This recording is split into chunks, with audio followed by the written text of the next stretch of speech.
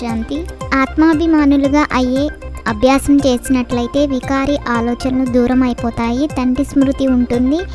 ఆత్మ సతోప్రధానంగా అవుతుంది. తండ్రిని కలుసుకునే లేక జీవన్ముక్తిని ప్రాప్తి చేసుకునే దారి గురించి ఎవరికీ తెలియదు. కేవలం శాంతి శాంతి అని అంటూ ఉంటారు. కాన్ఫరెన్సులు చేస్తూ ఉంటారు. విశ్వంలో శాంతి ఎప్పుడు ఉండేది మరియు అది ఎలా ఏర్పడింది అన్నది వారికి తెలియదు.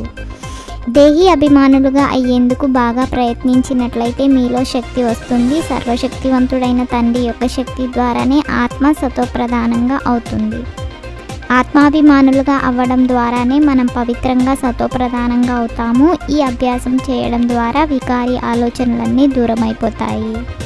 మొట్టమొదట ఎవరికైనా లక్ష్యం ఉద్దేశాన్ని అర్థం చేయించండి. భారత్లో లక్ష్మీనారాయణల రాజ్యం ఉన్నప్పుడు ఒకే ధర్మము ఒకే రాజ్యము ఉండేది. సంగమంలోనే తండ్రి వచ్చి అర్థం చేయిస్తారు. దేహపు సర్వధర్మాలను వదిలి స్వయాన్ని ఆత్మగా భావించండి. ఎవరైతే శివునికి లేక దేవతలకు భక్తి చేస్తారో వారికి మీరు అర్థం చేయించాలి. వారు వెంటనే అంగీకరిస్తారు. పరంపిత పరమాత్మ తప్ప ఇంకెవరూ సద్గతిని చేయలేరు, విశ్వంలో శాంతిని ఏర్పరచలేరు అని రాయాలి. కావున మొదట లక్ష్మీనారాయణల చిత్రంపై పూర్తిగా పక్కా చేయించాలి. వారికి చెప్పండి, ఈ విషయాలను బాగా అర్థం చేసుకోండి. అప్పుడు శాంతిమయ ప్రపంచంలోకి వెళ్ళగలుగుతారు. మా తండ్రి మమ్మల్ని ఈ విధంగా తయారు చేస్తున్నారు అని మీకు ఎంత సంతోషం ఉండాలి. కానీ మాయ మరపింపజేస్తుంది, ఎంతగానో ఎదిరిస్తుంది. పిల్లలైన మీకు ఎంతో సంతోషం ఉండాలి. దైవీ గుణాలను కూడా ధారణ చేయాలి. ఆత్మాభిమాని భవ. పరస్పరం సోదర దృష్టితో చూసినట్లయితే స్త్రీని కూడా ఆత్మ రూపంలోనే చూస్తారు. సేవ చేసే పిల్లలే తండ్రి హృదయం పైకి ఎక్కగలుగుతారు. ఆలస్యంగా వచ్చినా సరే వారు కూడా త్వరగా ముందుకు వెళ్ళవచ్చు, వేగంగా వెళ్ళవచ్చు. ఎవరైతే అనేకులకు దారిని తెలియజేస్తారో వారు ఎంతగా శ్రమిస్తారో అంతటి ఉన్నత పదవిని పొందుతారు. వారికి సంతోషం ఎంతో ఉంటుంది.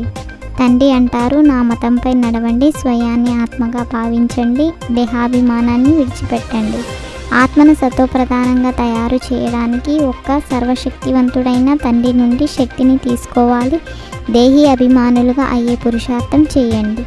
ఆత్మలమైన మనం పరస్పరం సోదరులము. ఈ అభ్యాసమును నిరంతరం చేస్తూ ఉండండి.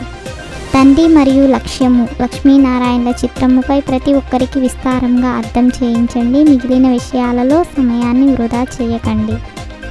ధరణి, నాడి మరియు సమయాన్ని చూసి సత్య జ్ఞానాన్ని ప్రత్యక్షం చేసే నాలెడ్జ్ఫుల్ భవ.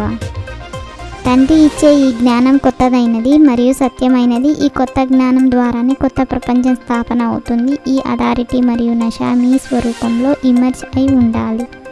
నాది అని అనడం అంటే చిన్న విషయాన్ని పెద్దదిగా చేయడము. నీది అని అనడం అంటే పర్వతము లాంటి విషయాన్ని దూదిలా చేయడము. ఓం శాంతి. 21 పాయింట్లను 21 జన్మల కోసం ధారణ చేసి, లైక్ చేసి, షేర్ చేసి, సబ్స్క్రైబ్ చేయండి.